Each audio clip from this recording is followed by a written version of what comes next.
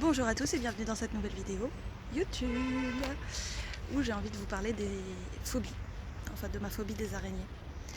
En fait, donc oui, c'est une vidéo nocturne, il y a moyen qu'il y ait des moments où vous n'allez pas me voir, mais l'important c'est que vous entendiez ce que je raconte, puisque globalement ce que vous allez avoir c'est rien, à part ma tête qui parle. Donc concrètement, c'est pas hyper essentiel quoi. Donc je vais marcher un petit peu tranquillement et je vais vous parler de ma phobie des araignées. Alors, je crois que quand j'étais toute petite, j'avais pas forcément peur des araignées, mais je crois aussi que je ne me posais pas la question. Ensuite, à partir du moment où je pense que j'ai pris conscience de ma peur des araignées plus ou moins au moment où j'ai remarqué des araignées physiquement sur le plan terrestre, vous voyez, dans ma vie de tous les jours, quoi, pour faire simple. Désolée, je vous parle en mode multidimensionnel, mais du coup, oui, il y a moyen que vous me compreniez, en vrai. On se comprend. Et donc, j'avais la phobie des araignées. Mais vraiment, j'avais peur d'absolument toutes les araignées, sauf les toutes petites, là, vous voyez. Mais je crois que, ouais, sinon, j'avais peur de vraiment toutes les araignées. Et j'avais vraiment peur, c'est-à-dire qu'il y avait des moments où il n'y avait aucune araignée, et j'avais peur qu'il y ait des araignées. Genre dans un contexte où il n'y a pas forcément des araignées. Genre, je suis seule. Ouais, le réflexe. Mais je suis pas dans la... En vrai, là, je ressens pas la peur, mais ça me faisait la même chose. Voilà, en fait, c'est ça. Ça me faisait la même chose, c'est-à-dire que j'ai été comme ça dans la vie de tous les jours. Et des fois, j'allais sentir un petit truc ou quoi. Et ça allait me faire flipper parce que direct, j'allais penser que c'est une araignée, quoi. Et donc, j'ai appris que la phobie, c'était une peur obsessionnelle. Et en fait, c'est ça que je vivais. C'est une peur obsessionnelle, c'est-à-dire que j'étais obsédée en fait par la peur des araignées. J'étais obnubilée, j'étais complètement captive de ma peur des araignées. Aujourd'hui, donc dès que j'en voyais une, j'étais en panique totale. Il n'y avait pas besoin qu'elle marche, juste elle était là, elle vivait et c'était la panique. Et en fait, j'ai fait un travail sur moi et aujourd'hui je peux regarder une araignée. Et en fait, j'y ai pensé parce que ma guidance m'a dit tiens, tu vas faire une vidéo. Et elle m'a pas dit ça comme ça, hein, mais je vous retranscris le truc.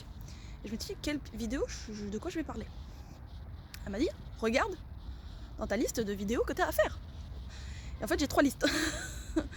Pas parce qu'elles sont rangées. Non, ce serait beaucoup trop simple. Non, j'ai 3 listes parce qu'en fait, il n'y avait pas la place.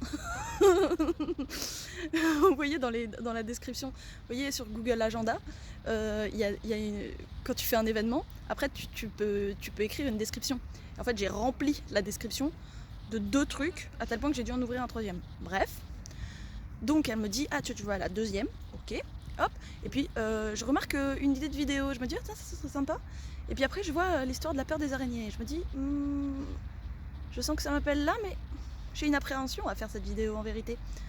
Et je me suis dit ok, c'est pas grave, on va faire faisons la vidéo. Allez, faisons la vidéo parce que peut-être qu'en fait j'ai de l'appréhension, mais ma guidance me pousse à le faire parce que ça peut aider des gens. Donc en plus, ça fait très longtemps que j'ai envie de parler de ça parce que je trouve que c'est un bon exemple et que je pense que en fait, c'est applicable à plein de choses.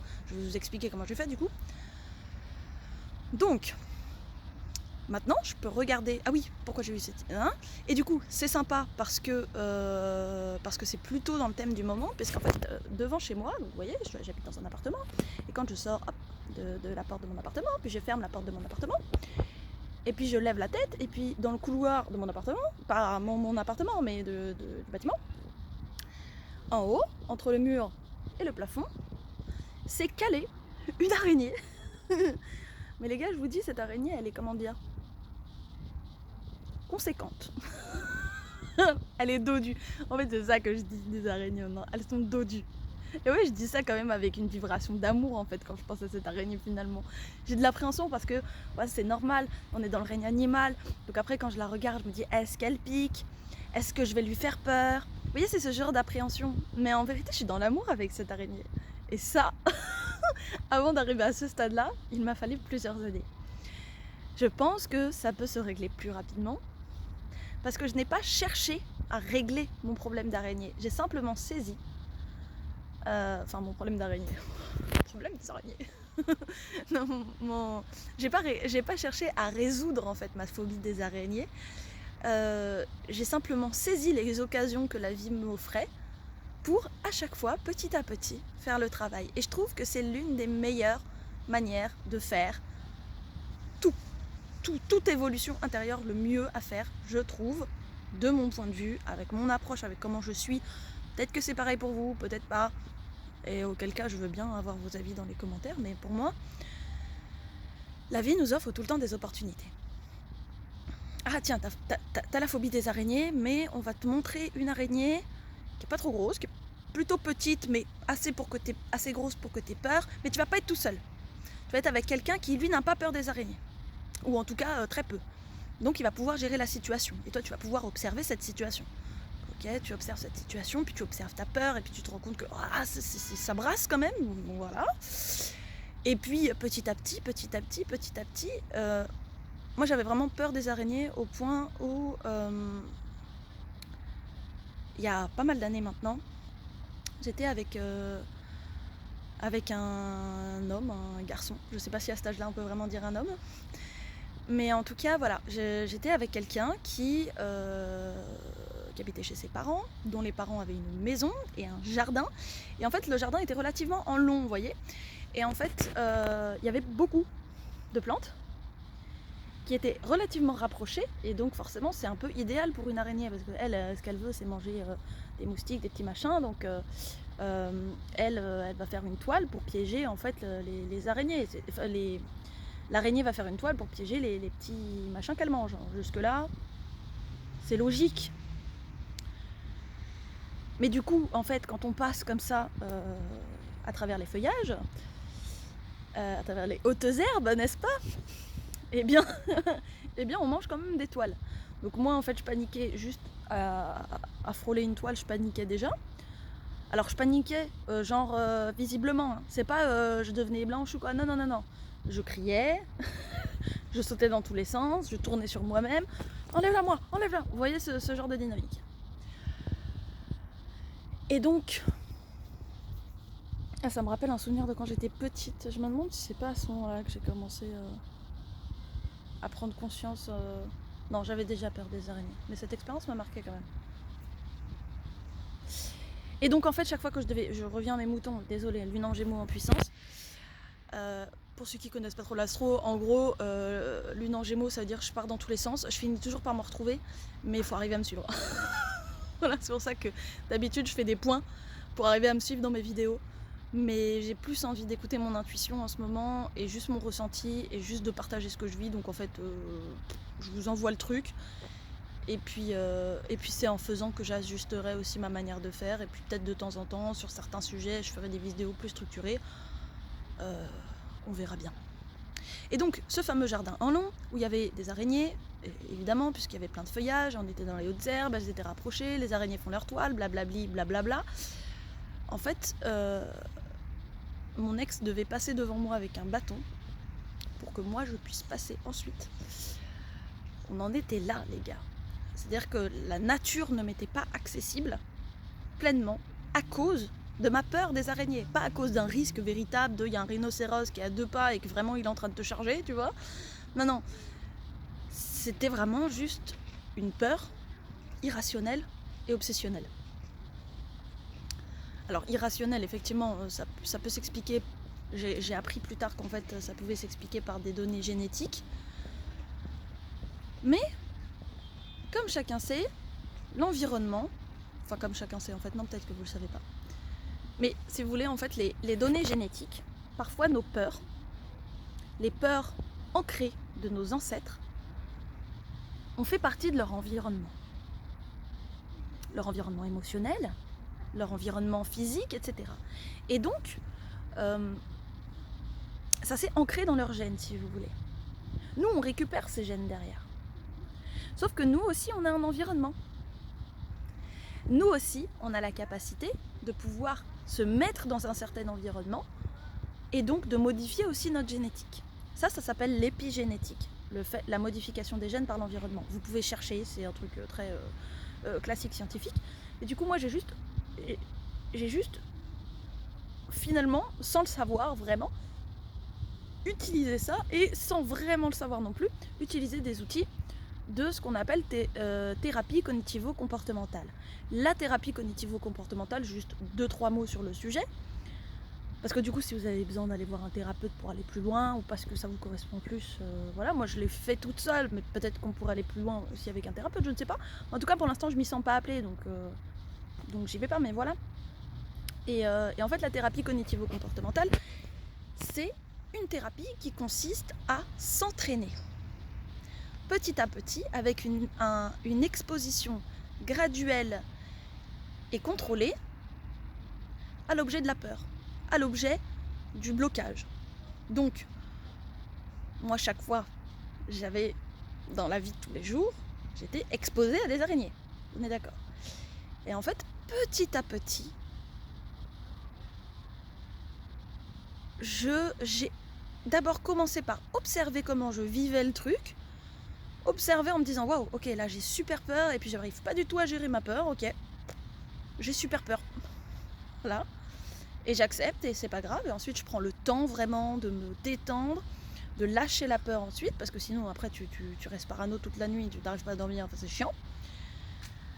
Et puis progressivement, plus j'ai observé et plus en fait la peur a diminué.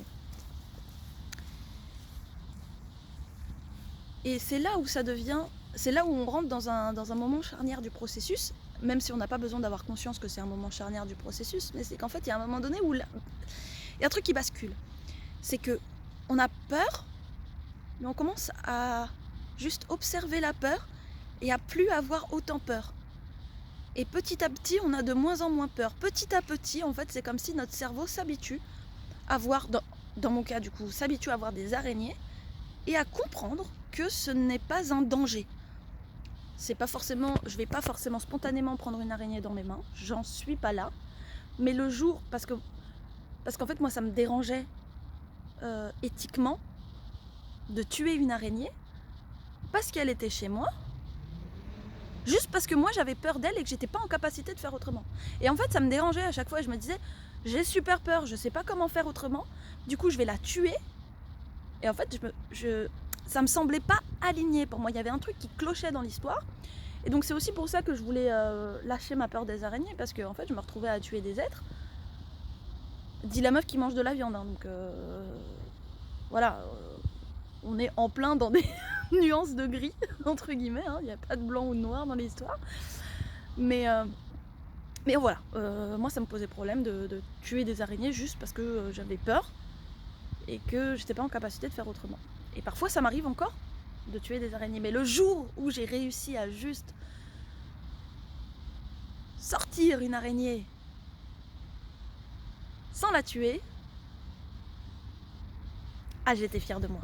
J'étais vraiment fière de moi. Et ça s'est fait par exposition progressive. Et en fait, tout fonctionne comme ça dans la vie. On n'est pas censé tout savoir faire tout de suite. Ça n'existe pas, on n'est pas là pour ça. J'ai un mantra intérieur qui me vient depuis environ 2 ans, 1 an et demi, 2 ans. C'est les choses importantes prennent du temps. Alors, faut pas se bloquer en se disant si c'est important, alors il faut que ça prenne du temps, donc du coup je vais faire inconsciemment retarder le processus pour que ça prenne du temps. Non, parfois c'est rapide. Mais en général, quand c'est rapide, c'est qu'il y a eu... C'est rapide consciemment. Mais en fait, dans l'inconscient, il y a eu tout un long travail qui s'est fait. Et du coup, voilà, les choses importantes prennent du temps. Et du coup, c'est ce qui s'est passé, c'est que ça a été progressif, tout simplement. Petit à petit, ça s'est fait vraiment sur plusieurs années. Et quand je vous dis plusieurs années,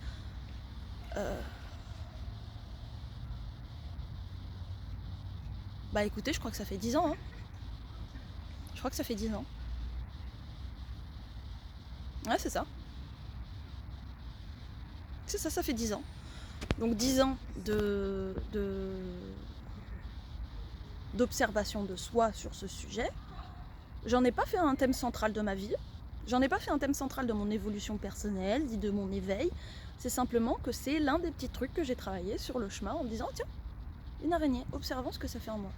Qu'est-ce qui se passe? Et il y a des moments même où je me surprends maintenant à voir des araignées et à me dire ah, c'est un être vivant. Et genre, en fait ça m'émeut de dire ça. Mais genre vraiment de se plonger dans ce truc ou de se dire ouais, c'est un être vivant et genre elle est super belle et genre je peux avoir une forme d'amour au sens, enfin ouais, d'amour et de me dire ah elle est super maline, ouais, et genre je m'excuse maintenant quand je casse, même, enfin je crois que je le faisais aussi avant mais maintenant je le fais avec plus d'amour encore parce que quand je casse une, vous voyez des fois on passe dans la forêt et puis du coup on casse une toile d'araignée ou alors il y en a une, elle fait la toile sur notre sac pendant qu'on est assis et on dit bah désolé, vraiment désolé de détruire ta toile. Et du coup j'ai été légèrement déconcentrée par un message mais je reste plus ou moins dans la même vibration. Et du coup je vois l'araignée et je me dis oh, elle est trop mignonne. Et genre j'aurais jamais pu comprendre en fait cette approche, les gens qui me disaient ah, les araignées étaient belles, sont belles et tout, les gens qui me disaient ça mais je ne comprenais pas et aujourd'hui je comprends davantage. Ça veut pas dire que j'ai complètement réglé ma peur des araignées, pas du tout. Parce que même des fois je me dis ah, je suis dans l'appréhension. En fait maintenant ce qui se passe c'est que mon émotionnel n'est plus forcément dans la peur des araignées. Par contre mon mental, en fait, mon mental, il avait pris l'habitude de, quand je suis dans un moment de down ou de peur, où je vibre un peu plus bas, j'ai peur qu'il y ait une araignée. Alors qu'aujourd'hui, genre, il y a une araignée, bon bah, c'est un petit peu chiant parce qu'il va falloir que j'essaye de la sortir sans la tuer. Donc des fois je fais marcher l'araignée, la courir et tout, et puis je lui fais peur, donc ça m'embête de lui faire peur parce que je me dis putain, enfin c'est pas cool. J'aimerais pouvoir faire autrement, j'ai pas encore les moyens de le faire, j'ai pas encore développé de techniques pour déplacer des araignées, j'arrive pas à les mettre dans les pots là et tout ça, pour moi c'est encore trop difficile. Je l'ai déjà fait mais même que une fois où je l'ai fait et l'araignée elle a touché mon doigt quand je l'ai jeté, elle a touché mon doigt avec ses pattes et tout, et genre j'étais en mode waouh, non seulement j'ai pas eu peur mais genre avec ses petites pattes, c'est trop mignon. Et j'étais étonnée de mon état en fait, j'étais étonnée de ça et pourtant j'étais quand même dans l'appréhension parce que c'est un processus, hein, c'est pas tout qui se règle d'un coup. Mais voilà, c'est vraiment... En fait c'est même pas ma gestion de ma phobie des araignées, c'est mon histoire d'amour avec les araignées en fait. Bon, beaucoup d'émotions dans cette vidéo, j'ai pas trop l'habitude en fait de me mettre dans ce genre d'état, à vrai dire, ni en vidéo ni dans la vie de tous les jours devant des gens. Mais si ça peut vous aider à... Je sais pas comment ça peut vous aider, mais si ça peut vous aider, ben tant mieux. Et si d'autres personnes ont des récits, oh, ce serait trop cool. Si vous avez des récits de vous, comment vous avez progressé sur des phobies, et que ce soit les araignées ou d'autres trucs, parce qu'en vrai, si ça se trouve, toi tu regardes la vidéo, et puis enfin l'un d'entre vous regarde la vidéo, et puis en fait il a une phobie, mais c'est pas les araignées, et puis il peut trouver dans les commentaires quelqu'un qui va parler de la même phobie que lui, et ça va lui parler. Donc franchement, ce serait trop cool. Partagez vos histoires d'amour avec ce qui fut des phobies et ce qui est aujourd'hui un chemin vers l'amour, ce serait merveilleux. Je crois que je vais m'arrêter là pour cette vidéo parce que là je sais pas où je vais, donc voilà. Je vous souhaite une très bonne soirée, une très bonne journée si c'est le matin pour vous ou si c'est la journée tout simplement. J'espère que c'est pas trop dérangeant pour vous, qu'on me voit pas trop, mais l'important ça reste quand même ce que je raconte, donc en fait voilà. Et puis je préfère filmer et que ce soit le noir et qu'il fasse un peu nuit plutôt que ne pas filmer et que vous n'ayez pas de vidéo. Je pense que vous êtes assez d'accord avec moi pour en avoir parlé avec certains d'entre vous, pas forcément sur le fait qu'il fasse nuit mais sur la qualité des vidéos en règle générale. Donc voilà, merci à tous pour vos retours. Purée, vous m'avez envoyé tellement de commentaires, il y a eu tellement de nouveaux arrivés là dans le dernier mois, les 2 derniers mois je crois même. Vous avez entre guillemets explosé mes stats, donc merci beaucoup, ça fait super plaisir. Et j'adore toujours lire vos commentaires, même si je mets un petit peu de temps pour y répondre, mais c'est simplement qu'en fait j'attends d'être dans l'état le plus juste en fait en moi-même pour vous répondre au plus juste. Voilà. Je vous souhaite une très bonne soirée, une bonne journée, un beau chemin d'incarnation, de belles histoires d'amour avec des animaux avec lesquels vous aviez du mal avant. et je vous dis à très bientôt dans une nouvelle vidéo. Ciao!